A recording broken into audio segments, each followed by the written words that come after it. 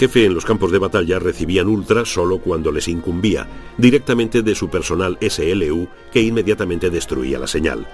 Churchill insistió en que no se podía hacer uso operativo de la información Ultra sin que los comandantes de campo, como el general Montgomery, elaborasen un plan tapadera que convenciera a los alemanes de que la información procedía de una fuente distinta a Enigma.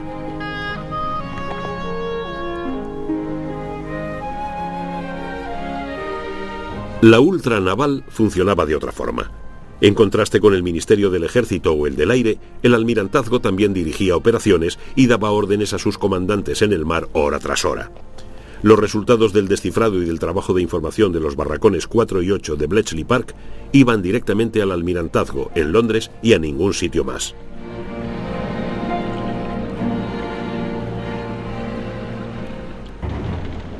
El ataque japonés a Pearl Harbor en diciembre de 1941 llevó a los Estados Unidos a la guerra.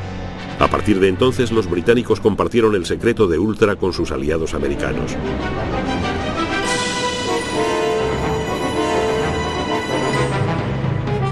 Equipos de criptógrafos americanos llegaron a Bletchley Park para trabajar codo con sus colegas británicos. El jefe de los americanos del Barracón 6 era el capitán William Bundy.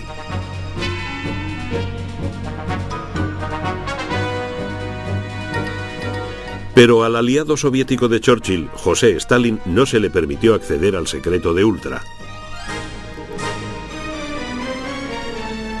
Se enviaron a Stalin resúmenes de informaciones de Ultra a través de una serie de caminos indirectos que no revelaban su fuente. Con demasiada frecuencia, sin embargo, la información blanqueada llegaba a los rusos demasiado tarde para que tuviera algún valor en la lucha por la supervivencia de la Unión Soviética en el frente oriental.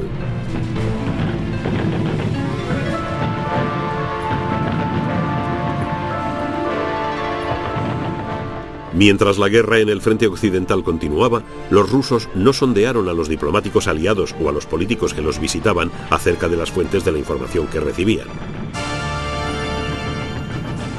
La razón era sencilla. Los rusos sabían mucho sobre Ultra.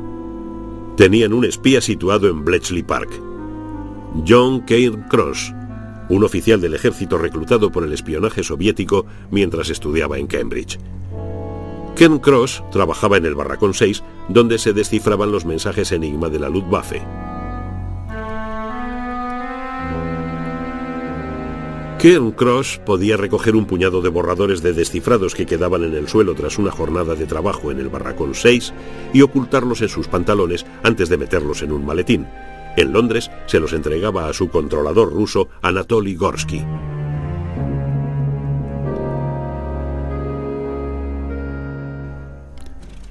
Gran parte de la información obtenida por Cairncross se refería a los movimientos aéreos alemanes que precedieron a la ofensiva de Hitler en Kursk, en Ucrania, el 5 de julio del 43.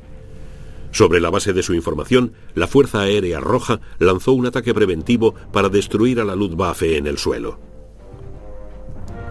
Pero con los blindados alemanes preparados para avanzar, fue la aviación rusa la que resultó seriamente vapuleada por los cazas de la Luftwaffe, que consiguieron despegar en pocos minutos. Fue un duro revés que permitió al octavo cuerpo aéreo de la Luftwaffe operar a sus anchas sobre el campo de batalla durante las 5 horas siguientes. El ataque preventivo casi le cuesta la batalla al Ejército Rojo antes de comenzarla.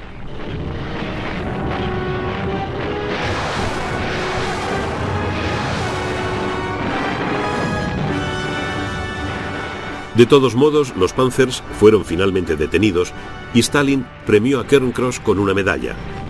A pesar de eso, su papel en la derrota alemana sigue abierto al debate.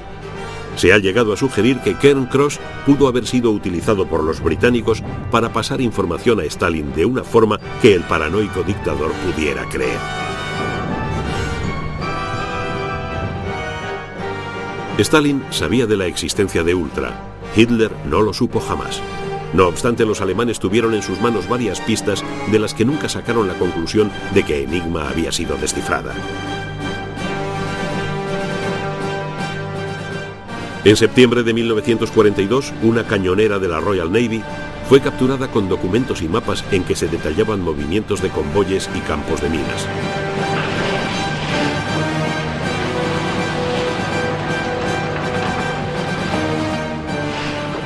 La información solo podía proceder de mensajes de enigma descifrados, pero eso no despertó las sospechas de la inteligencia alemana. Una situación potencialmente mucho más peligrosa se produjo cuando un oficial de las Fuerzas Aéreas Americanas en Inglaterra, conocedor de enigma, cayó en manos alemanas. Era el general de brigada Arthur Bannerman, oficial del Servicio de Información del Cuartel General de la Octava Fuerza Aérea de Estados Unidos, que mandaba el famoso general James Doolittle. Contra todo sentido común, Doolittle permitió a Bannerman que volara en una misión de combate sobre Francia. El 27 de junio de 1944, el B-17 en el que volaba Bannerman fue derribado.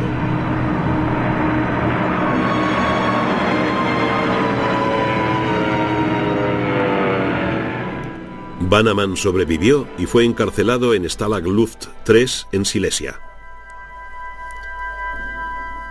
Pasó el resto de la guerra aterrorizado por el hecho de que inadvertidamente podía revelar el secreto de Ultra. Bannerman sabía que hablaba en sueños. El secreto se mantuvo a salvo con Bannerman, pero cuando regresó a Estados Unidos sufrió la ignominia de ser degradado al rango de coronel. El general Doolittle se libró de la censura. A lo largo de la guerra, los alemanes refinaron constantemente sus métodos de cifrado. La máquina Lorenz, usada por el ejército alemán al nivel de mando, tenía nada menos que 12 ruedas y trabajaba como un sistema separado de cifrado y descifrado conectado con un teletipo. El cifrado de Lorenz era muy complicado. Cada una de las 12 ruedas era ajustada según un patrón determinado por partes diarios y para una red concreta.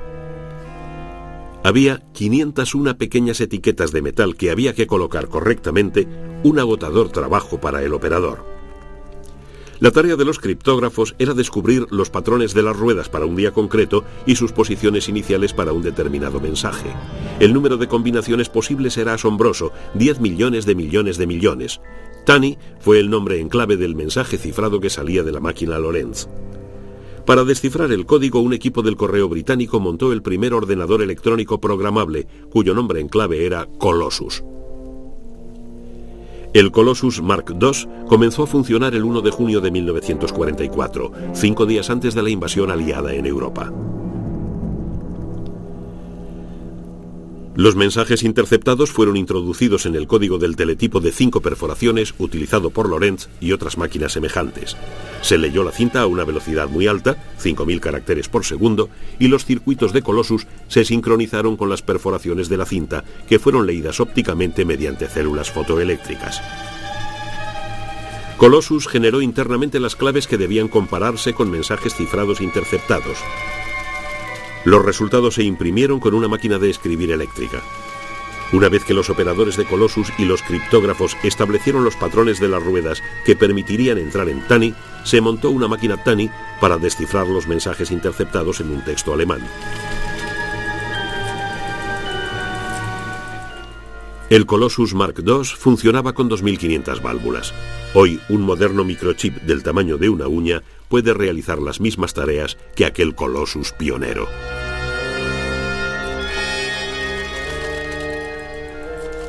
Estaba en juego un premio inestimable, nada menos que poder leer los mensajes que se cruzaban entre Adolf Hitler y sus generales. Ciertamente, en 1945 habría sido más fácil para Himmler o para Göring llamar a Bletchley Park para recibir las órdenes de Hitler en lugar de tener que esperar a que fueran descifradas en sus propios cuarteles generales. Pero ¿cómo era de clara la imagen que daba Ultra de las intenciones y planes del enemigo?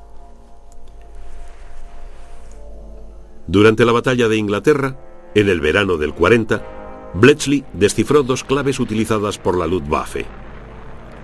Ultra dio una imagen clara del orden de combate de las fuerzas aéreas alemanas y de la estrategia general que perseguía su comandante Hermann Göring.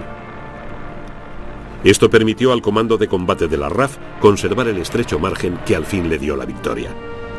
En otro temprano ejemplo, en junio